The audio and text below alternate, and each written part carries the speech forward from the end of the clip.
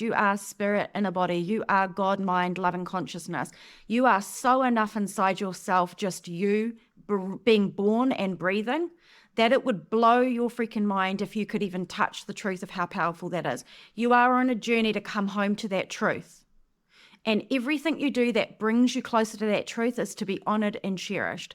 Anything that carries you away from that truth is to be looked at with intelligence and logic and discernment, and to look at it from all angles and start to really question what about what is going on here in reality and in my experience of life and in my past and in my belief system that is clearly not working for me, that is clearly regenerating and re-traumatizing and carrying me further and further and further away into this narrative that I am not enough. Now, the original wound in our separation from loving consciousness and falling asleep inside this dream, it gets prodded and prompted and magnified when we start doing human life, because we're looking to the world around us to tell us when we're little ones, when we're babies, toddlers, young ones, who am I?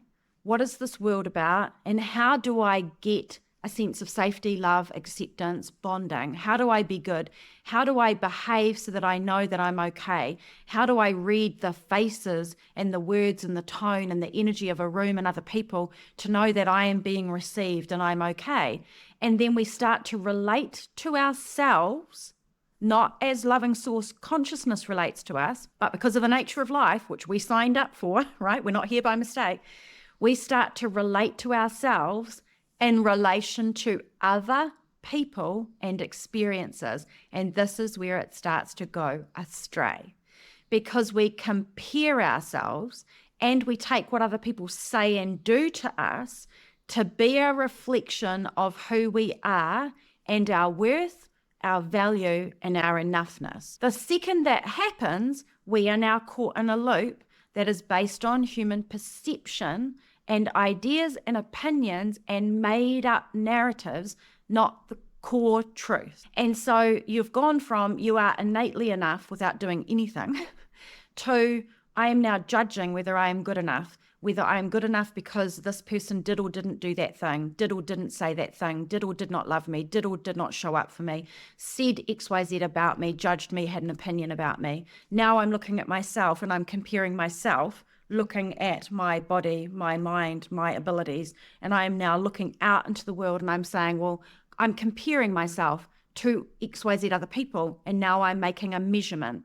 The second you do that, you will have no peace in your life. Why?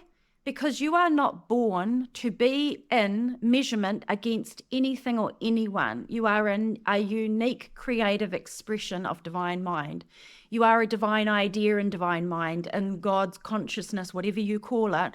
And there is nothing about your innate nature that is measurable to anyone or anything else. It's like trying to compare a fish to a parrot or an apple to an orange. They are innately in themselves a beautiful expression of creation. And the second you try to make comparison and measurement, you will never have peace, because it is judgment and it is separation and it is opinion. And here's the funky, weird thing about being human. Sometimes it'll work for you because you'll get someone to reflect back to you that they think you're magnificent and you'll feel enough. And then the next person is having a bad day and they don't reflect it back to you, or they don't like you, because some personalities don't like each other, and that's okay.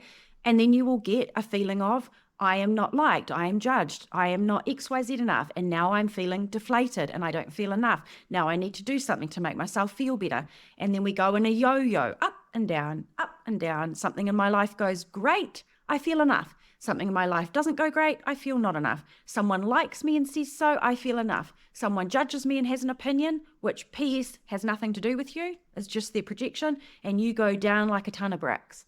You cannot have your enoughness based on the external world, which leads to the most important point, and that is this. To heal your feeling of not enough, you cannot do it in relation to the world out there. Because you will sometimes get stuff that helps you heal, and sometimes you'll get stuff that feels like a slap in the face and does not help you heal and only re-traumatizes you and puts you straight back into the cycle of feeling not good enough.